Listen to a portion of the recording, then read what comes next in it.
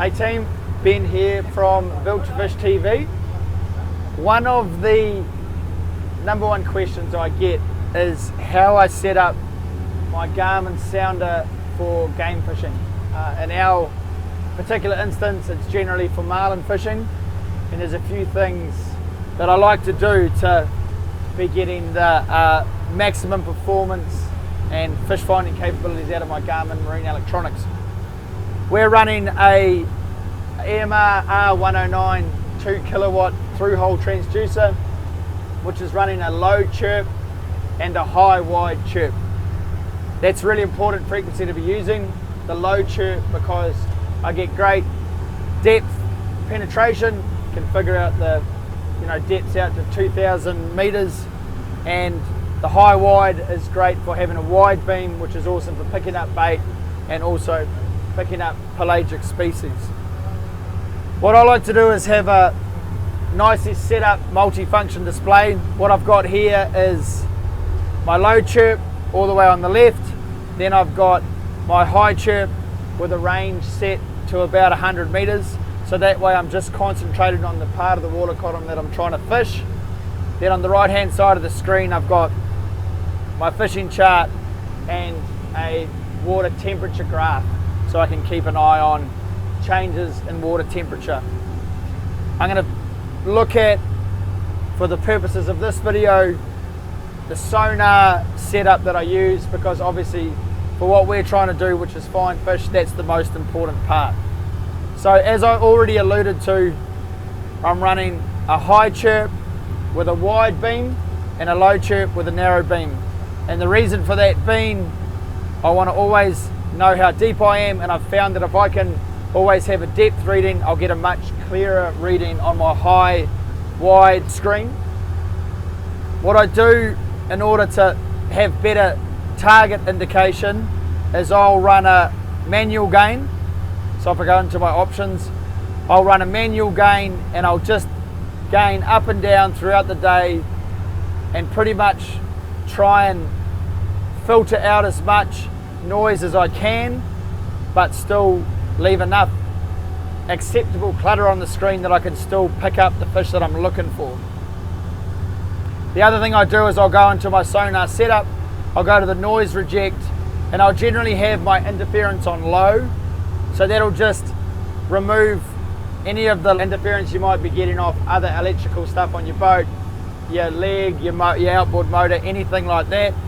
I'll have the TVG, I'll have that off, I'll have the smoothing off, I'll show the surface noise. So effectively the only noise rejection I'm doing is just a low amount of interference.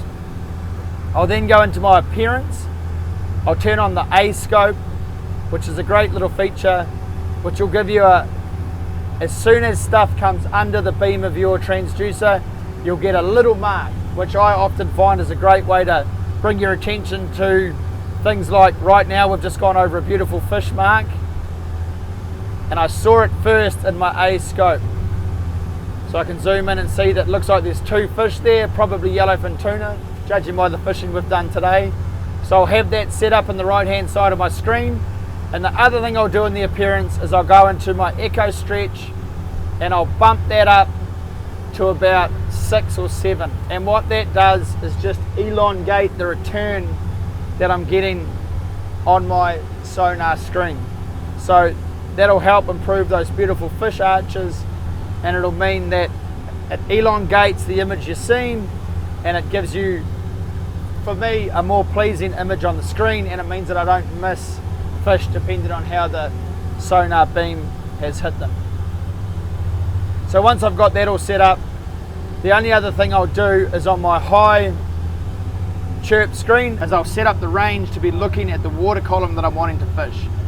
At the moment we're out here fishing for yellowfin tuna, and we've found that they've been quite deep today. So I'll, instead of hitting a zoom, which is just zooming in on the image that we've already got, what I'll do is I'll set the range to the water column. Today I've been looking at somewhere between sort of 170 meters. If I'm on the west coast where I'm a bit shallower, I'll bump that up to the sort of top 50 meters.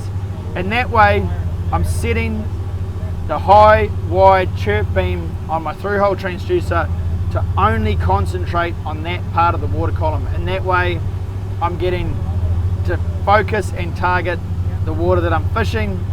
We'll get great target separation like you can see over here. And we can focus on what we're trying to do, which is catch these pelagic fish. And then when I go back to my main home screen, I'll have still a very clean, low chirp image that'll show my depth. And one of the other benefits of that is a lot of the time I'll be fishing along a shelf. I'll pick up rocks, other bits of bottom structure that it's often worth putting a little mark on my waypoints and going back and checking that out another day when I'm going for some of those deep water critters, wreckfish, blue nose, all those yummy ones we love to put in the freezer. So that's how I set up my sonar.